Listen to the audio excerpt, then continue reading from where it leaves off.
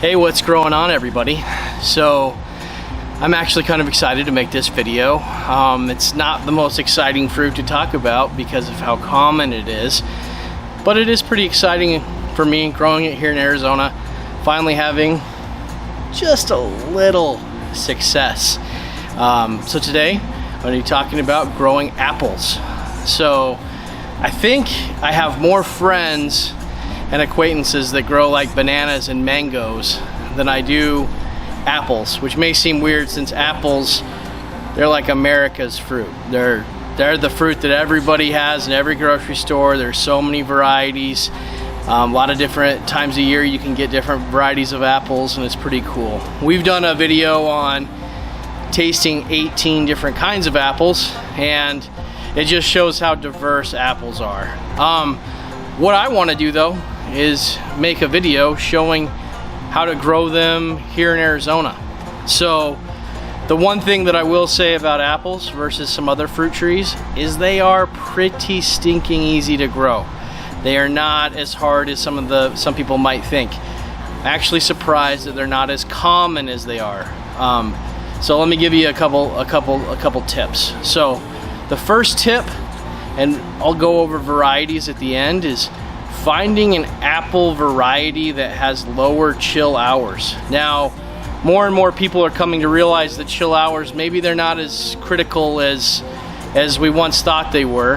However, there are some varieties that have, 200 to 400 chill hours that you're gonna get a higher yield of crop on. The second thing, which I have yet to prove, but I do have two varieties just in case, is to have at least two varieties so that they can cross-pollinate.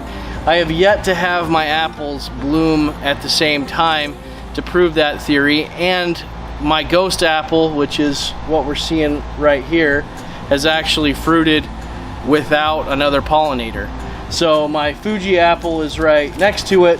They're basically in the same hole, and it's never fruited. It's been in the ground for about 3 years, but my ghost apple's been in the ground for 2 years, and not only has it been a much heavier producer, it's actually been a much more productive tree as far as leaf growth and just growing. So it's bigger than the Fuji, which has been in the ground a lot longer. So some of the things I think I did wrong the first couple years is I don't think I gave them enough water. I was told that they do not like standing water, and so what I did, as you guys will see down in here, I actually have them on a slight mound that I planted them on, so that they would be assured that they would have good drainage and they wouldn't ever be just sitting in standing water. The other side of that is, I think that first year or so I didn't water them quite enough. I didn't see very much growth. The other factor with watering that I think is really important is just a consistent watering schedule, and I think that's more for the sake of the fruit, like similar to the pomegranates that you guys might be able to see behind them. If apples get a different amount of water at different times, I'll notice like cracking in the fruit. So I would recommend just getting a consistent watering schedule. Test your soil, see if it's wet, make sure that it's not drying out, and then water accordingly. So apple trees, they can take full sun. These apple trees are on the outskirts of my little zone here. This is my deciduous tree zone, and I'll get into that in a second.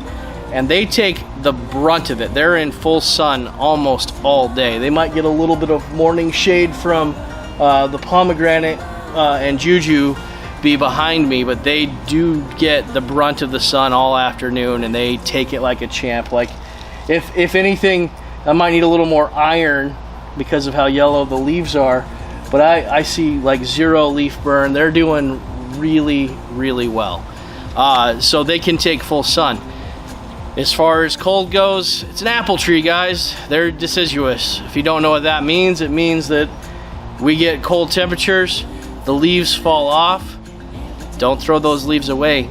Keep them for the apple tree because they use it to break down nutrients that feed your apple tree.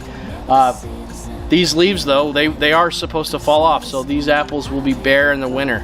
So I will say that my Fuyu or Fuji, however you pronounce it, apple tree, it the last few years has not even gotten cold enough for the leaves to fall out.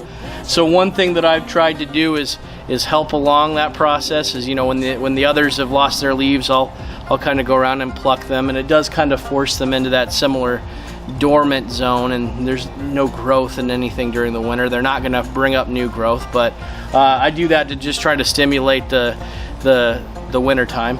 But it is important that they go through that cold cycle. Like I said, the leaves themselves will be used to nourish and give nutrients to the trees.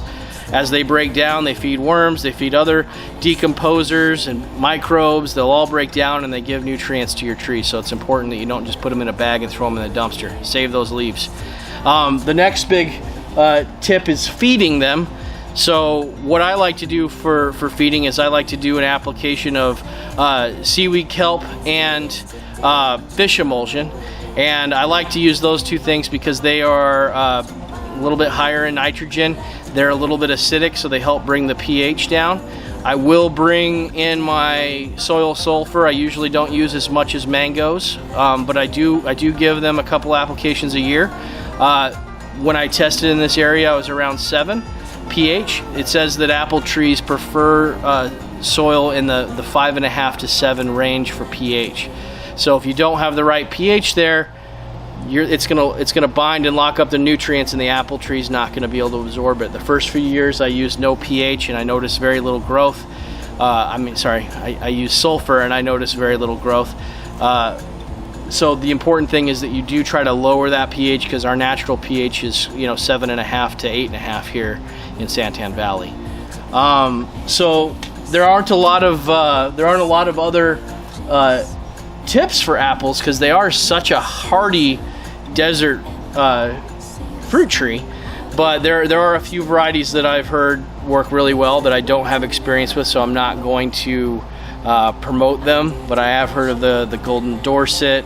I've heard of there's like Elmer's, there's Anna apples, Beverly Hills apple has low chill hours, and I am finding the Ghost apple, that is a newer one, has a decent amount of chill hours there. So it says that it needs about 400, and this is actually the puniest of all the apples that I got. So I'm gonna pick one and eat one to show you guys just how it tastes, because it is the end of August right now, and most of the people that I've talked to said that theirs have already fruited. So I'm gonna try to eat it and just see how it goes. We did have one about 3 weeks ago that tasted very similar to like a Granny Smith, but with all the extra water we've been getting with this monsoon, I've noticed that some of them are a little more plump. So I'm gonna be right back. I'm gonna pick one, and then I'll show you guys us eating it. All right, so there's a big one. It's got a little bit of bruising on it. That top part looks pretty ghostly to me, so I picked it, and I'm gonna go ahead and eat it. All right, so here's this sucker. Now, I was bragging with the mangoes that I eat that our hot Arizona sun helps the sugars come out, like with the Arizona sweet orange, and then with my lemon meringue mango. So we'll go ahead and put this to the test.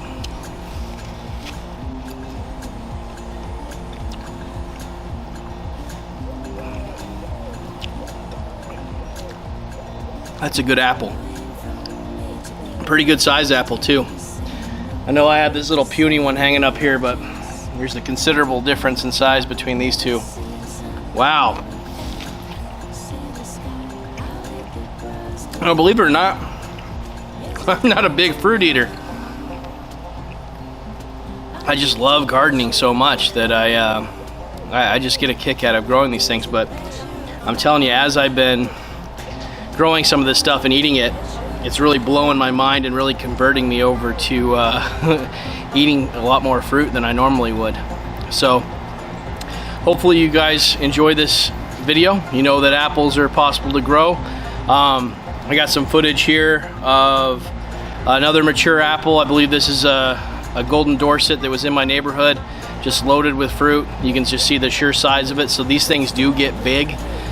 Don't put it in a small tiny space like me. I'm doing what's called high density planting. I've got them right together, they will take over an area, so I've got to learn to keep mine smaller, which is fine because I'd rather have variety than just one thing. So keep on growing, guys. Hopefully you enjoyed this. Subscribe. I really appreciate the views and the thumbs up. So we'll catch you next time with our next fruit. All right, thanks. Bye. Will be like today. Tomorrow will be like today.